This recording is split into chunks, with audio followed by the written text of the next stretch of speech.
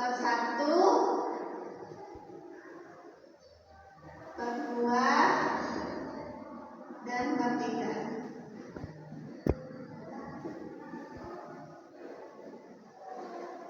Bab 1 itu ada isinya pendahuluan,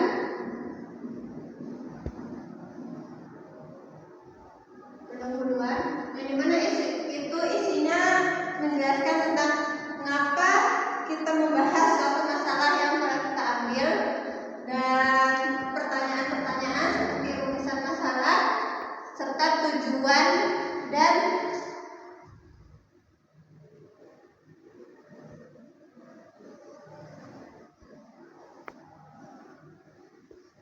manfaat. Setelah itu lanjut ke bagian bab 2, yaitu tentang tinjauan pustaka.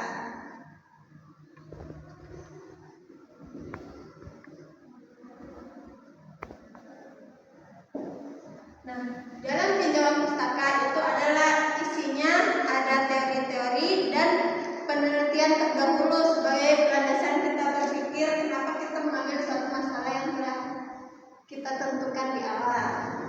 Nah, setelah itu di dalam bab 3 itu isinya ada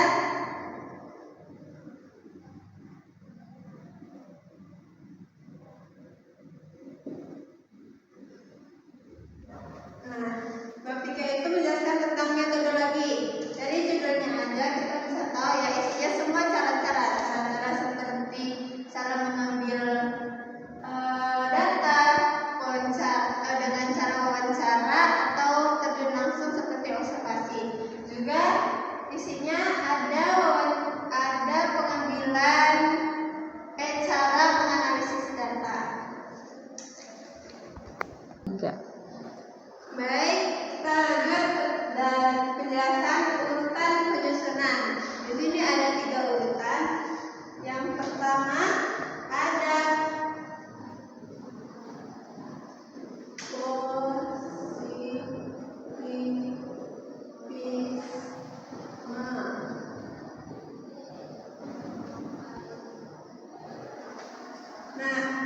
jadi positivisme ini adalah melihat bahwa semua itu subjektif, bisa diukur, seperti apakah dengan layanan yang bagus itu akan menarik perhatian para nasabah untuk menabung di bank syariah. Contoh ya, yaitu ada yang kedua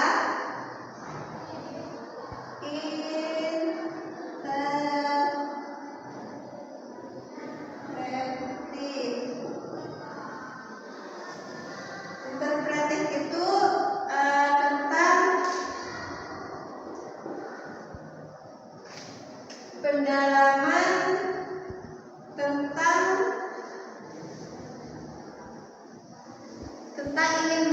ingin memahami suatu masalah yang unik.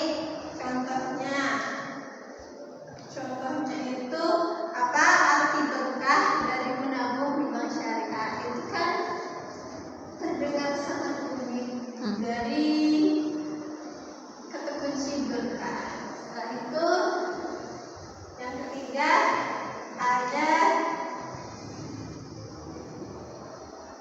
kritis. Kritis ini itu seperti kita ingin memperbaiki keadaan atau memperkuat. Contohnya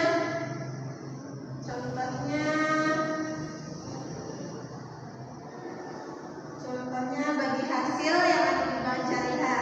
Di bank syariah itu kita kritisi apakah itu benar-benar adil di kedua pihak, nasabah, pihak bank dan nasabah atau masyarakat kecilnya. Itu dikritisi. 3. Baik, dilanjutkan. Saya akan menjelaskan tentang jenis-jenis metode dalam penelitian kualitatif. Ini adalah jenis-jenis yang sering kita dengar dalam penelitian kualitatif. Yang pertama itu ada etnografi.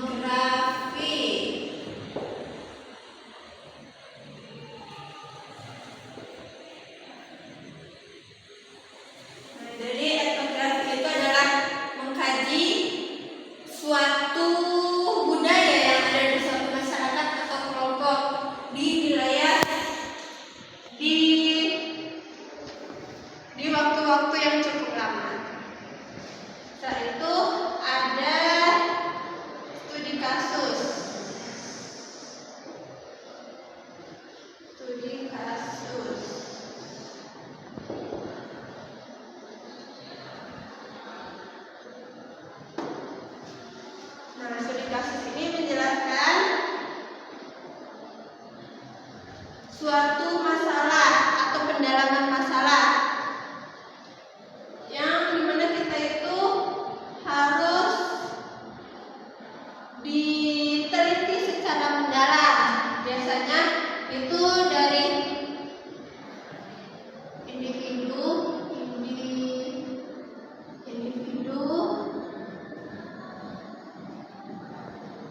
kelompok, atau institusi.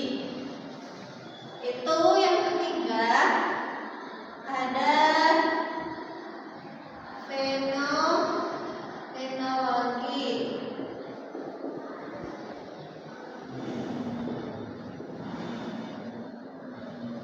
Nah, fenomenologi itu ialah kita menganalisis suatu pengalaman seseorang, yaitu kita mencari makna dari sebuah pengalaman tersebut. Terus yang keempat ada grounded theory.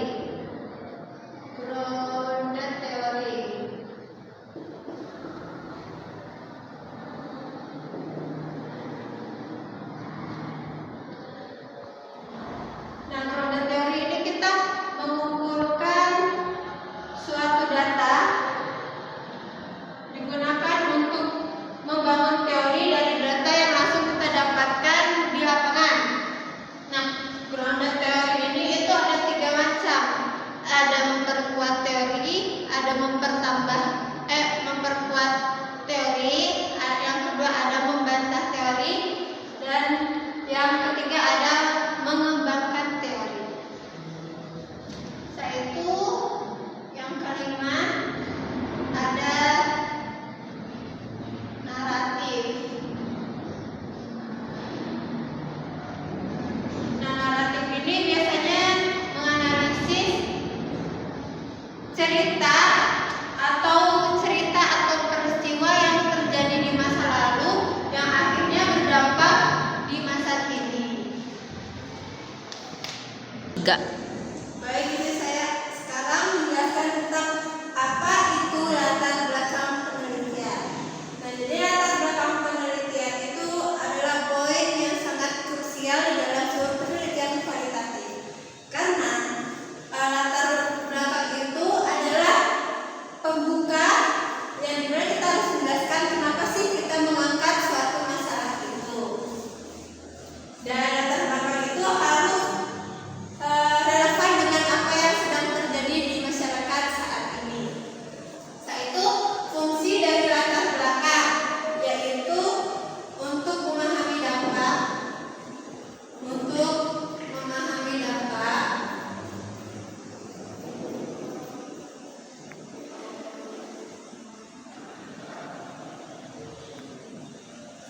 menjelaskan situasi sosial,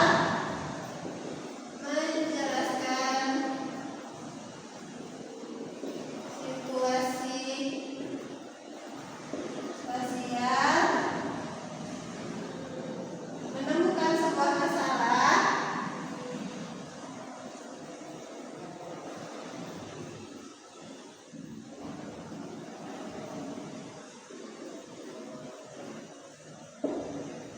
dan menjelaskan kenapa masalah ini penting untuk dibahas.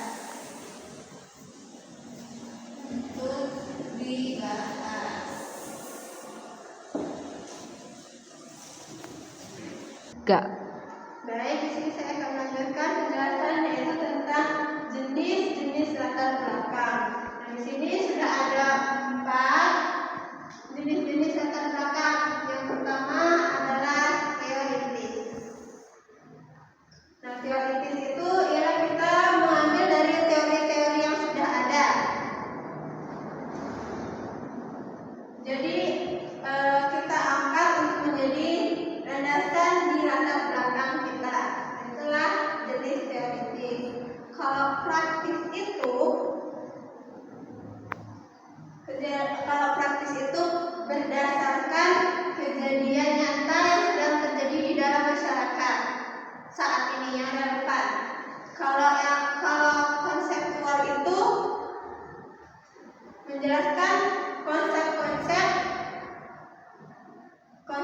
konsep atau kata kunci yang kita gunakan di dalam latar belakang.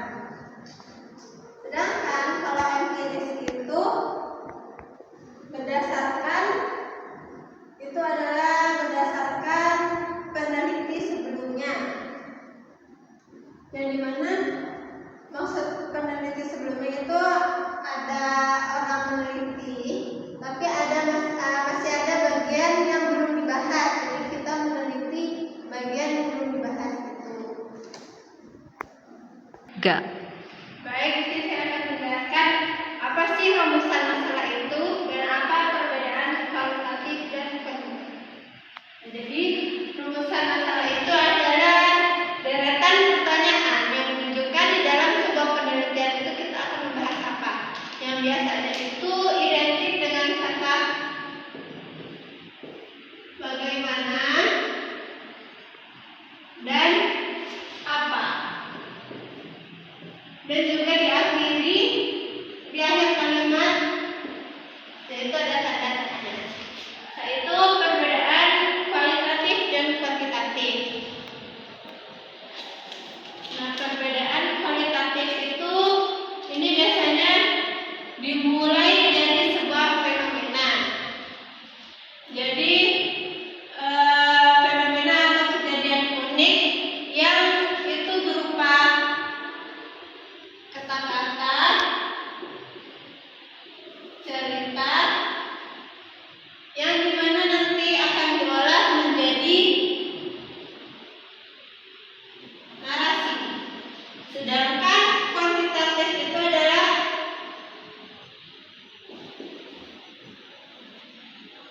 masalah yang sudah jelas. Nah, sedangkan kuantitatif itu adalah mengambil masalah yang sudah jelas, lalu diukur menggunakan angka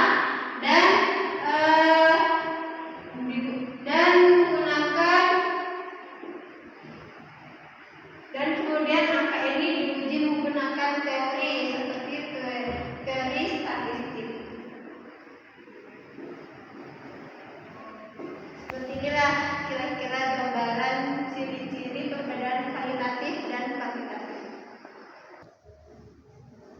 Baik, di sini saya akan menjelaskan apa sih itu data dan subjeknya apa, juga objeknya seperti apa. Lalu kita di sini akan menjelaskan juga tentang jenis-jenis data.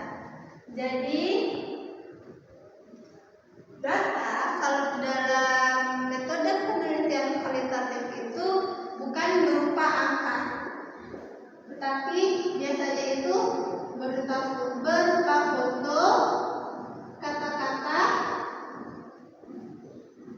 atau hasil wawancara.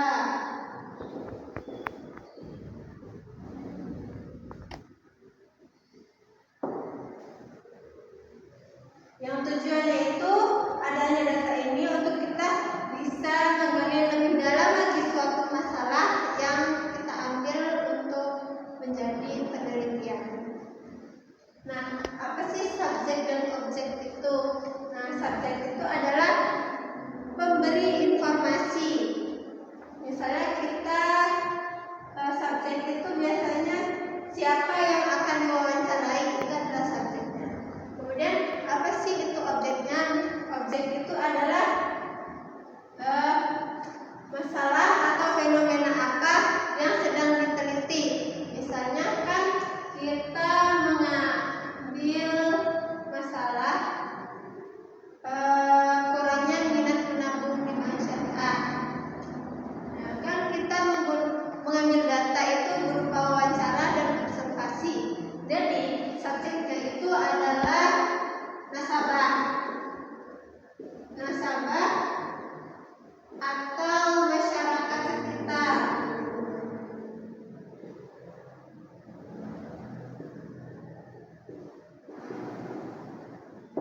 Sedangkan objek itu adalah suatu fenomena atau masalahnya, yaitu tentang pengurangan minat menabung di bank syariah. Kurangnya minat maksud saya.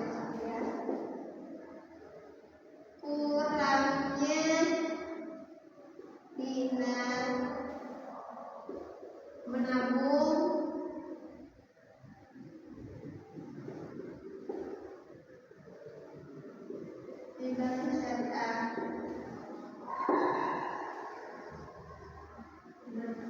Jadi ketika kita ingin membuat satu judul, kita itu harus tahu dulu subjeknya siapa, objeknya apa, dan tentunya juga teorinya apa.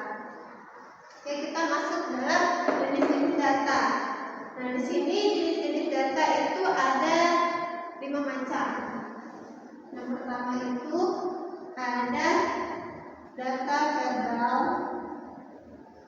Yang kedua ada data visual. Yang ketiga ada data dokumen. Yang keempat ada data primer.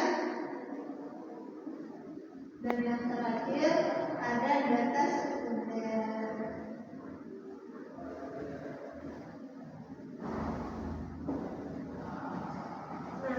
Jadi data verbal itu seperti berupa kata-kata atau hasil wawancara yang dimana hasil data ini akan juga menjadi sebuah narasi. Kalau data visual itu biasanya berupa foto atau video yang menunjukkan situasi nyata saat ini di dalam masyarakat. Intinya yang menjelaskan masalah yang kita ambil dan terjadi di masyarakat. Yaitu kalau dokumen biasanya ini itu berupa arsip atau laporan resmi untuk memperkuat data-data lainnya. Yaitu data primer ialah data yang kita ambil langsung dari subjeknya. Jadi kayak tanpa perantara, jadi kita langsung terjun ke lapangan dan mendapatkan informasi. Itu adalah data primer. Sedangkan data sekunder itu data yang kita peroleh dari peneliti-peneliti sebelumnya seperti jurnal, buku, dan lain sebagainya. Enggak. Baik,